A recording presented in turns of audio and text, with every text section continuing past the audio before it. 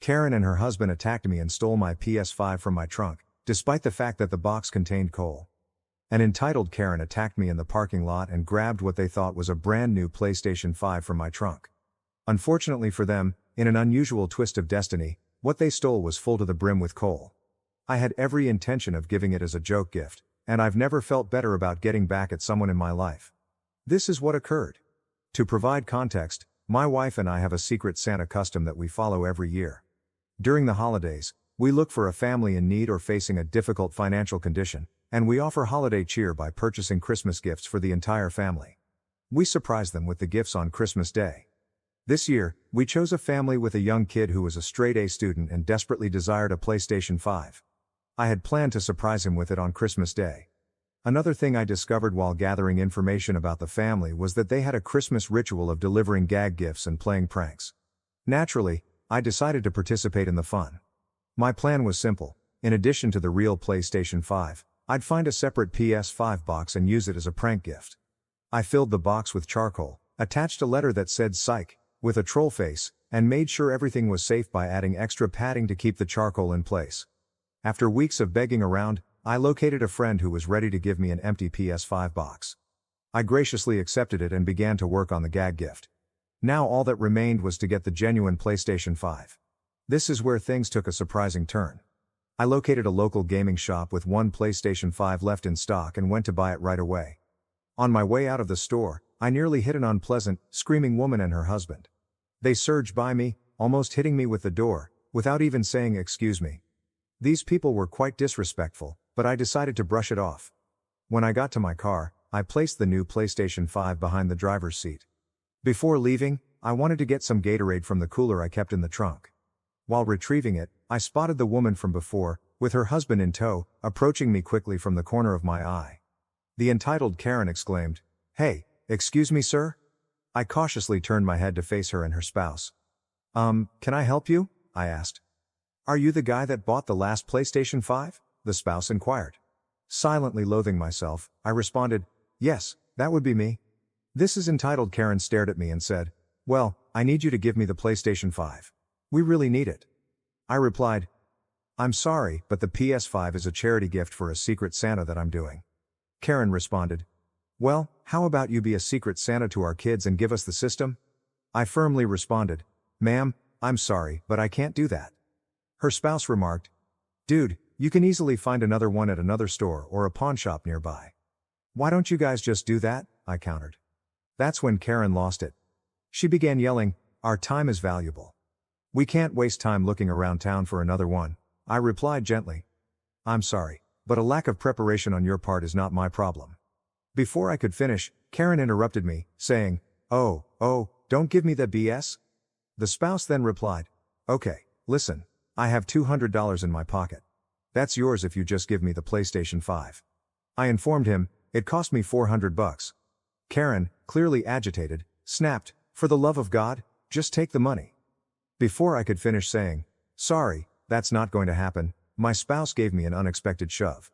I'm a bigger guy, yet this threw me completely off guard.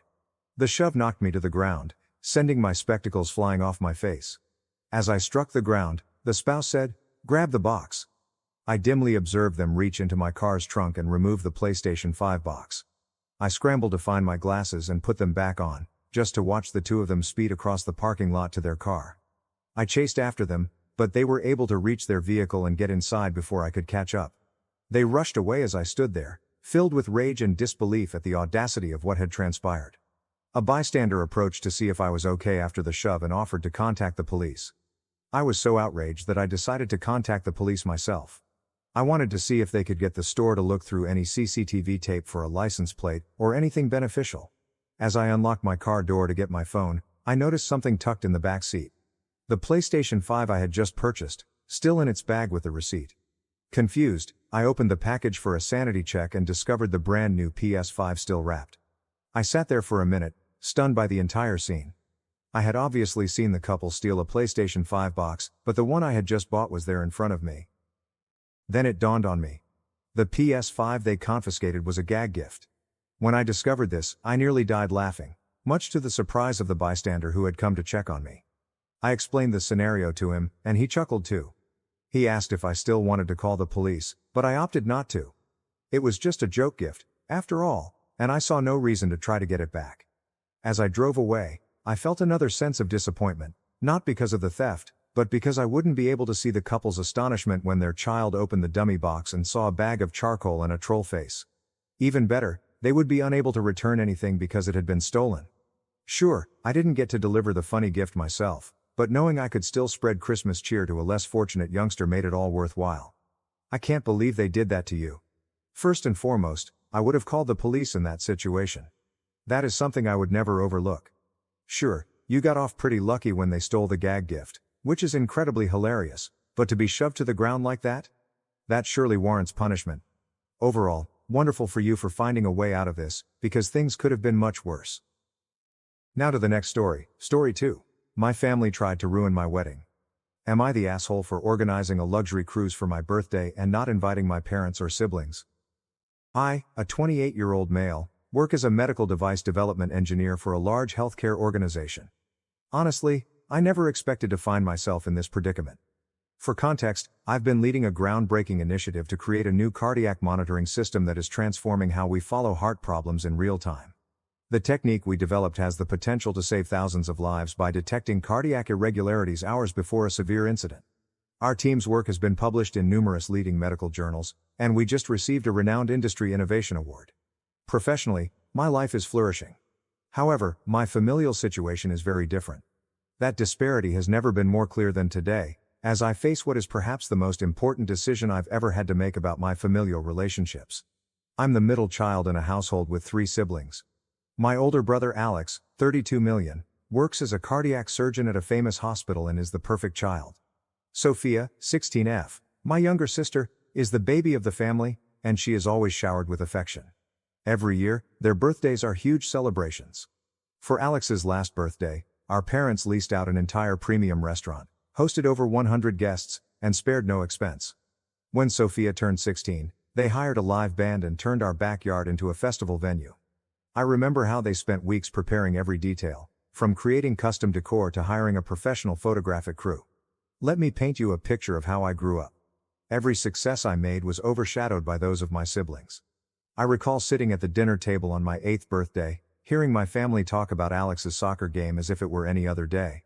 They had thrown him a massive superhero-themed party 2 weeks prior, complete with a magician, special costumes, and party favors that outperformed any item I possessed.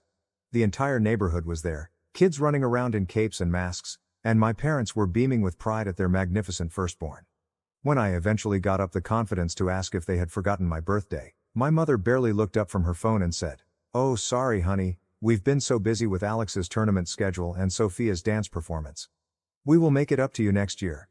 She returned to displaying everyone photos from Alex's party on her phone. I recall sitting there, staring at my untouched food and feeling invisible in my own home. They never made it up to me. Not that year or any other year. The pattern persisted throughout my childhood. When I was 13, we were enjoying a family meal when the waitress inquired about any upcoming birthdays. My mother actually chuckled and said, "Oh, just his, but we aren't doing anything major. He's not the type to require much." Everyone at the table giggled, as if it were a light-hearted joke. When I think back to that moment, the shame still burns in my chest.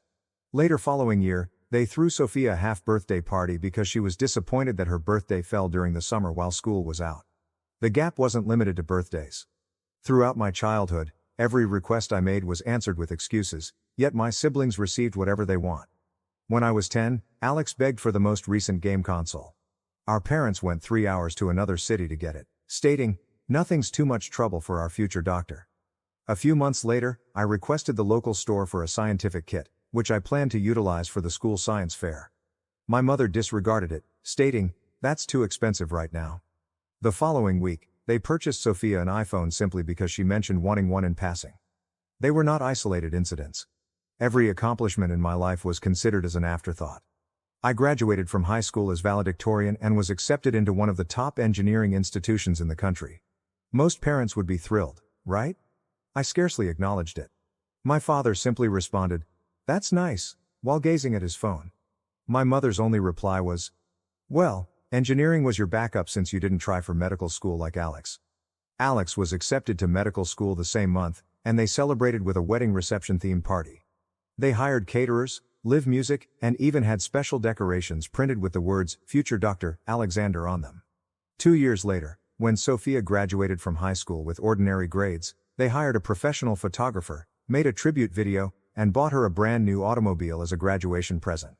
My college graduation gift? A gift card to Best Buy.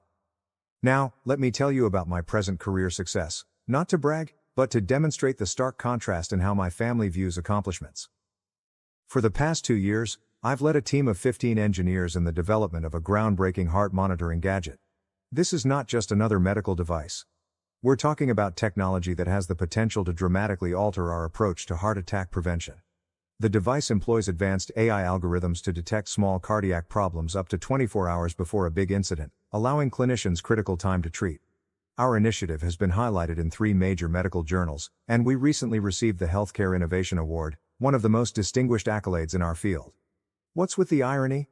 Our gadget has the potential to benefit patients like the ones Alex treats, but he has never shown any interest in learning about my work.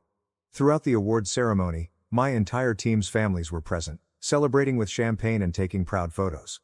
My parents? They did not even respond to the invitation. Last month, at our weekly family video call, I attempted to inform everyone about the honor.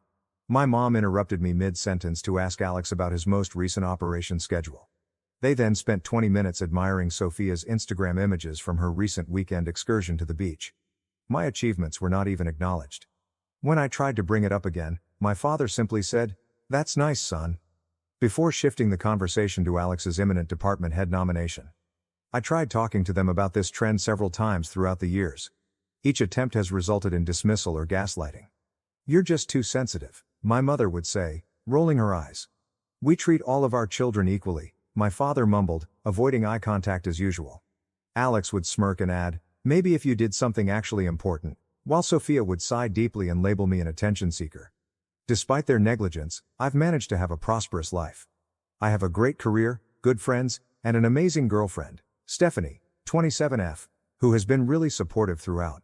She has seen personally how my family's treatment impacts me, even if I try to hide it. Last month, at a meal with her family, her mother made a greater production about my birthday than my own family has ever done. She prepared my favorite cake, which she recalled from a casual talk months earlier, and gave me a nice work-related gift. It was moving, but it also made me realize how much I had missed out on. That's what prompted my current decision. My birthday is in 3 weeks, and instead of preparing for another disappointment, I'm taking charge. I've booked a luxury cruise and organized a lavish celebration, not just any cruise.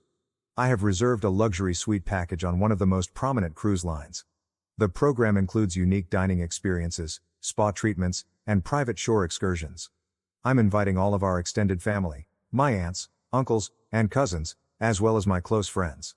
The guest list contains approximately 50 people, all of whom have expressed an interest in my life and achievements over the years. But here's the kicker: I'm intentionally excluding my immediate family. The invitations have already been sent, and I have something special planned for the major celebration dinner. I'm going to show a slideshow, and not just any slideshow. I've accumulated images and memories of all the birthdays they missed, accomplishments they overlooked, and occasions they made me feel invisible. Each image will be accompanied by a related image of how they celebrated Alex or Sophia on similar occasions. Is this petty? Maybe. But it feels necessary. I've also prepared a presentation about our medical gadget project, not to brag, but to demonstrate what I've accomplished while my family was too preoccupied with Alex's medical career. The gadget has already been licensed for clinical trials, and preliminary findings indicate that it could lower cardiac death rates by up to 30%. This might potentially save thousands of lives. The word spread through the family grapevine, and the emotions have been intense. My Aunt Susan, who has always been more aware of family dynamics, immediately responded yes, and called to say she is proud of me for sticking up for myself. Several cousins have also offered their support, stating that they have noticed how I have been treated over the years but were unsure how to handle it. However, not everyone has been supportive. Some relatives describe me as petty and immature. My mother has been blowing up my phone, leaving voicemails alternating between guilt-tripping, "How could you do this to your mother after all we've sacrificed for you?" and threats. "You'll regret this behavior, young man." My father wrote his normal passive-aggressive text about how I am tearing the family apart and creating unnecessary drama. Alex called me childish and advised me to grow up and accept that some people just achieve more in life. Sophia wrote a cryptic, hostile social media post about attention-seeking behavior and toxic siblings who can't handle others' success. But my friends and Stephanie absolutely support me. My best friend from college, who has seen my family dynamics for years, said something that really resonated. Sometimes it takes a great act to disrupt destructive patterns. You've attempted to talk to them quietly for years. Maybe they'll finally listen. Stephanie has been especially fantastic throughout this. She's helped me organize every aspect of the cruise, from the meals to the decorations. She reminded me that this isn't about vengeance, it's about finally standing up for myself and refusing to be the forgotten child any longer. Her encouragement has shown me what a good family dynamic should look like. The cruise is booked, invites have been sent, and there is no going back now. Most of the visitors have already said yes, with many expressing enthusiasm for both the event and what it represents. Some relatives are plainly split between wanting to support me and being concerned about the potential for conflict with my parents. Surprisingly, most people are still opting to come. I created a special Instagram hashtag for the event and began posting teases about the approaching celebration. My mother saw these posts, despite being blocked. She created a bogus account and called my aunt in tears, screaming that I was publicly humiliating the family. Everyone understands the hypocrisy of her now caring about family disgrace after years of publicly ignoring me. I understand that this may appear radical to some people. Perhaps it is. But after 28 years of being treated as an afterthought, of seeing my siblings lauded while I am disregarded, of having my accomplishments discounted and my feelings questioned, it seems necessary. This isn't just a birthday celebration anymore. It's about taking control of my story and telling my family that I'm not going to be the invisible middle child any longer. The cruise will set off in 3 weeks. Half of me is delighted to finally celebrate myself properly, but another half is concerned about the consequences. Some friends say I should have broken contact discreetly rather than making a statement, but I believe I needed to do so, not just for me, but for any middle kid who has ever felt ignored. Am I taking things too far? Should I have taken a less dramatic approach to this situation? The cruise is paid for, and the majority of guests have confirmed, but I'm still wondering if I'm burning bridges that I might wish to cross again in the future. I would welcome any suggestions, especially from individuals who have experienced similar familial situations. Update 1.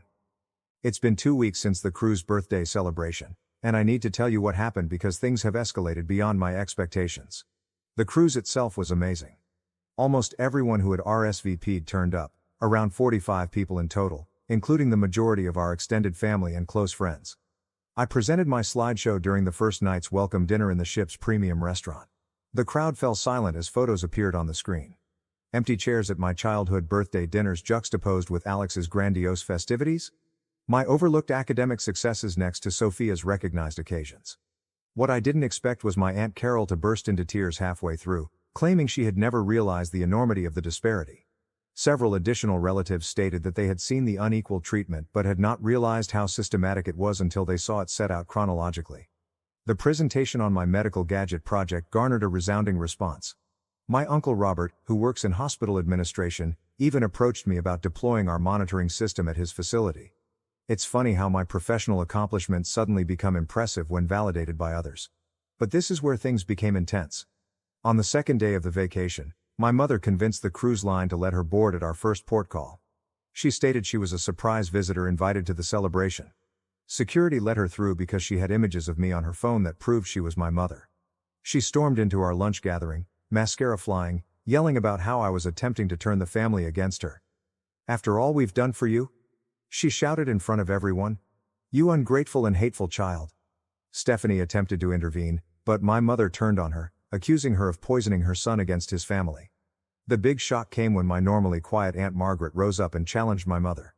"Helen," she continued firmly, "we have all seen you prefer Alex and Sophia for years. We said nothing since we did not want to intervene.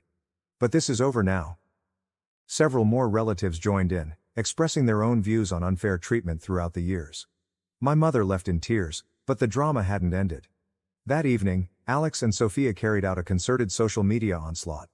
They shared childhood images with notes criticizing ungrateful siblings and attention-seeking behavior. However, it backfired terribly.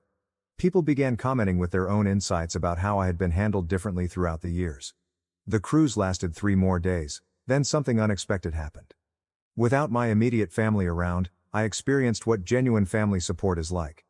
My cousins shared anecdotes about their own experiences with partiality. Uncle James, whom I had always assumed was distant, confessed that he had followed my career via business publications and was truly happy of my accomplishments. When we returned, I saw over 30 missed calls from my parents and a lengthy email from my father. For the first time, he acknowledged the inequality in how they treated us, but in a way that made matters worse. We focused more on Alex because he was following the family medical tradition and on Sophia because she needed extra support. You were always so independent and capable, we thought you didn't need the attention. The fallout has persisted. Yesterday, my mother arrived at my office, causing a disturbance in the foyer. She requested to meet with me, telling the security guard how I was breaking her heart and destroying our family. My colleagues witnessed the entire incident, and my supervisor later summoned me in to make sure I was okay. Surprisingly, he recounted his own experience breaking free from poisonous family dynamics and expressed his entire support. Stephanie's family has been fantastic throughout this. Her parents asked me over for supper last night and told me they consider me a member of their family. Her father even admitted that he wishes he'd had the fortitude to challenge his own family's partiality when he was young. The most unexpected development came from my younger relatives.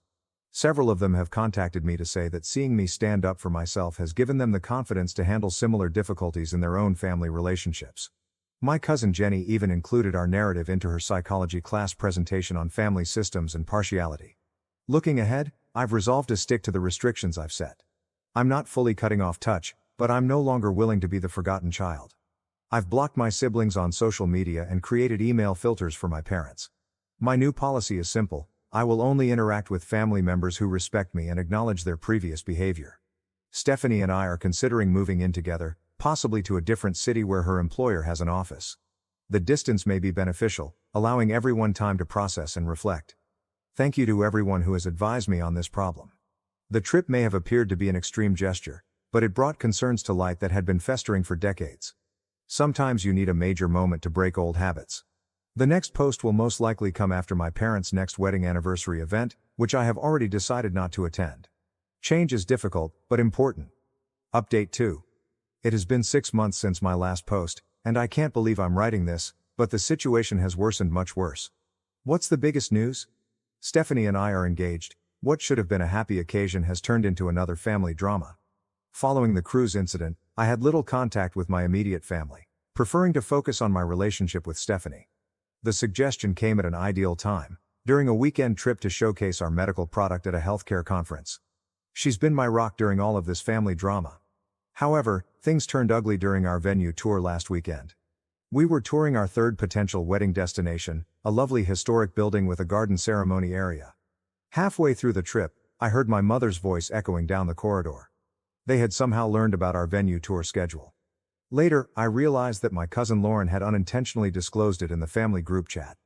My parents arrived with Alex and Sophia in tow, like some sort of intervention team. My mother immediately began telling the venue coordinator about her idea for the wedding, completely ignoring Stephanie and me. When I firmly said that they had not been invited and needed to leave, my mother burst into tears in front of the venue personnel and other couples who were visiting the space. What occurred next still seems strange. Alex, the responsible older brother, attempted to pull me away for a family discussion. When I declined, he remarked, "This is what happens when you let the middle child make important decisions." Sophia was shooting everything with her phone, perhaps for a dramatic social media post. The venue planner, bless her heart, quickly recognized the situation and had security escort them out, but not before my mother yelled that she would never forgive this betrayal, and that I was breaking your father's heart all over again. Here's the thing, they didn't just come across us. They had obviously planned this. They brought printed images from my childhood of good family occasions, which they planned to exhibit to the venue workers. My mother even brought her old wedding album and discussed family traditions that we needed to incorporate. After they left, we discovered that they had already visited our other 2 potential wedding locations earlier that week, informing the staff that they were the key decision makers. They even attempted to put down deposits to secure the dates. Stephanie was naturally shaken. Her family was appalled when they learned what had transpired. Her father, who is generally very polite, called my father immediately to inform him that their behavior was unacceptable. This sparked more controversy, with my father accusing Stephanie's family of stealing his son. We have recently chosen to drastically rethink our wedding arrangements. Neither of the venues on our original list will be used. We're now looking at venues outside of our area, and we've engaged a wedding planner who specializes in dealing with delicate family circumstances. She is putting in place stringent security measures and a thorough guest screening process. What's the silver lining to all of this? Our bond has only gotten stronger. Stephanie and I are more confident than ever that we are making the proper decision to begin our lives together away from poisonous family relationships. I've also received unexpected help from my colleagues. My employer, remembering the recent event at our office, has approved additional security measures at work. He has even volunteered to host our wedding on his vacation property if we choose a fully private setting. The difficult element isn't the drama itself. It's recognizing that my wedding day, one of life's most important occasions, is being turned into yet another battleground for my family's turmoil. But this time, I am not backing down. Stephanie and I deserve to spend our day the way we want. We're going forward with our plans, but with increased security and an extremely selective guest list. Our wedding will be a celebration of love and happiness, not just another stage for family drama. Update 3. It's been 3 months since my last update, and I'd like to explain what happened at our wedding. This will be my final update since, following what happened, I've made a definitive choice about my family relationships. The wedding day began nicely. We found a stunning private estate 3 states away, hired security, and implemented stringent guest screening. Stephanie looked amazing, and our closest friends and selected family were present to support us. The morning preparations went well, and Stephanie's family made everyone feel loved and included. Despite all of our efforts, my mother was able to enter just as the officiant was about to begin the ceremony. The doors flew open, and my mother dashed down the aisle, my father trailing behind her like a reluctant shadow. What came next was bizarre. Instead of the standard "I object" moment, my mother launched a full-fledged show about how ungrateful I was. She had prints of family portraits, which she began handing to stunned guests as a bizarre wedding favor. What truly crossed the line was when she turned to Stephanie and remarked, "Good luck on this one. He's been bitter his entire life." But this is where things changed. Instead of letting this wreck our day, I finally mustered the courage to speak all I'd been holding back. I came up and quietly informed my mother, "This is not about you. It never was. This refers to your incapacity to love your children equally. Today is not about the past. It is about my future with Stephanie." The security team moved to escort my parents out, but my mother had not finished. She turned to the guests and began divulging sensitive family facts, attempting to embarrass me. That's when Stephanie's father intervened. He stepped between my parents and us, with serene power, saying, "You have made your point. Now, leave my children alone." The term "children" had a strong impact. In that moment, I understood I'd discovered what I'd been hunting for all along, a family willing to adore me. After being escorted away, something unexpected occurred. Several guests, even distant cousins who had watched my family's behavior over the years, spoke up to express their observations. My cousin's wife, a family therapist, discreetly informed me that my mother's behavior exhibited classic indicators of narcissistic family dynamics. We proceeded with the ceremony, which was magnificent. Stephanie's brother delivered a heartfelt tribute at the reception. He discussed how family is more than simply DNA, but also about individuals who celebrate your accomplishments and support you during difficult times. The next morning, my father called. For the first time in his life, he admitted their favoritism, but in a way that made everything plain. He responded, "We only pushed Alex and Sophia more since you were so capable on your own. You must understand, it was easy to concentrate on them." That was it. That admission of taking the easiest road rather than being fair parents solidified my decision. I'm done trying to understand or repair this connection. I'm over expecting they'll change or suddenly become the parents I needed. I have officially changed my phone number. Our new house address is not listed. I took a promotion that puts me in charge of our company's West Coast expansion, which means we'll be moving across the nation. Stephanie's employer also has an office there, and her family has already made plans to visit. The medical device initiative continues to save lives. Last week, we received statistics indicating that our technology had avoided over 200 possible cardiac incidents. Alex still works at the same hospital that rejected our device implementation proposal, which is ironic given that it could have helped his patients. Thank you to everyone who has been following my story. Your support gave me the courage to speak up for myself and set boundaries. To anyone dealing with similar family dynamics, you deserve to be honored, you deserve to be seen. Sometimes the family you choose is more significant than the one you were born into. This will be my final update because there is nothing else to say. I'm not angry anymore, I am not hurt, I'm just finished. My new family, Stephanie, her family, our friends, and those who truly care about us, is my primary priority right now. Walking away from a situation is sometimes the healthiest option. It is not about vengeance or punishment. It is about choosing serenity, joy, and surrounding oneself with others who actually appreciate your existence.